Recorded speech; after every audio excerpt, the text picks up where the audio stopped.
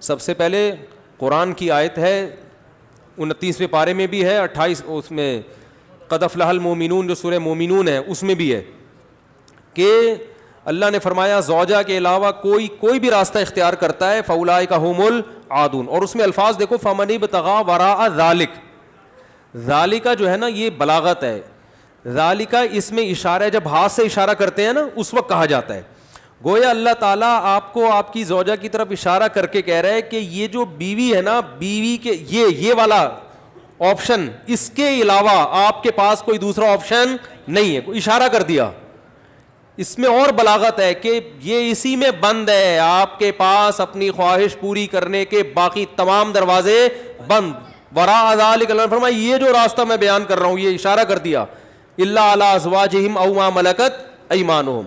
تو بہت زیادہ غلو ہے اس آیت میں, مبالغہ ہے یہ بتانے کے لیے کہ تمام راستے اس کے علاوہ بند ہیں.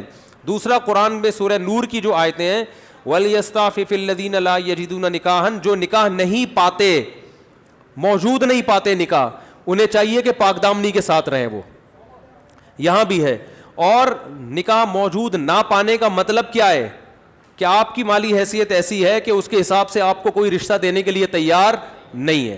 تیسری آیت 5ویں پارے کی ابتدائی آیتیں ہیں, اس میں اللہ نے فرمایا کہ جو آزاد عورت سے نکاح کی طاقت نہیں رکھتا وہ کسی کی باندی سے نکاح کر لے. تو اب باندیاں تو نہیں ہیں, مطلب قرآن کا حاصل یہ ہے کہ اپنا معیار نکاح میں گرا دے, نقصان کرے اپنا, کوئی بات نہیں ہے, لیکن پھر بھی دوسرے راستے ان کو اختیار نہیں کر سکتا. تو اس لیے اگر آپ کے پاس پیسے نہیں ہیں, کوئی نکاح کے لیے تیار نہیں ہے, اپنا معیار آپ گرائیں, آپ کو دوسرے راستوں ہینڈ پریکٹس اور اس جیسے بے حیائی کی آپ کو اجازت, نہ زنا کی طرف نہ کسی اور راستے کی طرف جانے کی اجازت ہے. یہ تیسری دلیل ہو گئی کہ نکاح کا معیار آپ کو گرانا پڑے گا اپنا. اور رہا یہ مسئلہ کہ یہ کیسے ہو سکتا ہے, میرا تو اسٹینڈرڈ ہے, تو بھائی دنیا کو مسافر خانہ سمجھو, تو اسٹینڈرڈ گیا تیل لینے, ٹھیک ہے نا, اچھے سے اچھے کی تلاش کریں لیکن برائی سے تو اچھا ہے نا. حضرت عبداللہ بن عباس رضی اللہ عنہ سے روایت ہے کہ ایک شخص آیا, اس نے کہا کہ میں ہاتھ سے اپنے آپ خواہش پوری کرتا ہوں, ایک روایت ہے. تو حضرت عبداللہ بن عباس نے نفرت سے منہ پھیر لیا اور فرمایا کہ تو باندھی رکھ لیتا, یہ تیرے لیے زیادہ بہتر. تو یہ تیسری دلیل ہو گئی. چوتھی دلیل صحیح حدیث ہے حضرت عثمان بن مظعون رضی اللہ تعالی عنہ کی. وہ فرماتے ہم سفر میں ہوتے تھے, بیوی سے دوری ہم پہ بہت شاق گزرتی تھی, ظاہر زنا میں پڑنے کا خطرہ تھا. تو ہم نے نبی سے اجازت لی کہ ہم اپنے آپ کو خسی کر دیں, اپنی جو خواہش ہے وہ کیا کر دیں, ختم. کوئی ایسی دوا کھائیں, کچھ بھی کر لیں, آج کل آپریشن بھی ہوتا ہے.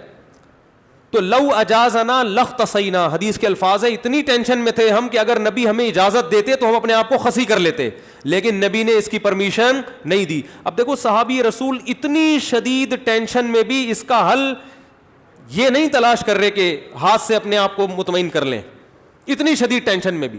اگر اس کی اسلام میں ذرہ برابر بھی گنجائش ہوتی تو ذرا سا تو اشارہ ملتا نا, صحابہ کر لیتے یا ان کو اشارہ دے دیا جاتا کہ بھائی اپنے آپ کو خسی کرنے کے پر آ گئے ہو, اپنی اللہ کی تخلیق کو تبدیل کر رہے ہو, تو اس سے بہتر ہے کہ تم اپنی تسکین کر لو اس طریقے سے. اس کی پرمیشن کا کہیں تذکرہ نہیں ملتا. اس کا مطلب ہے کہ اس نبی نے وہاں کیا فرمایا صحابی کو, نہانا عن التبتل, نبی نے فرمایا نکاح سے دور بھاگنے سے منع کیا. تو فرمایا نا نا نا نا نا تزوج الودود الولود, فرمایا یہ اللہ نے خواہش اس لیے رکھی ہے کہ تم نکاح کی طرف کیا ہو جاؤ, مجبور ہو جاؤ. یہ کتنے دلائل ہو گئے, بولو نا بھائی, 4 دلائل ہو گئے. اور بھی بہت کچھ ہے اس پہ بولنے کے لیے, میں مختصر بات سمیٹ رہا ہوں.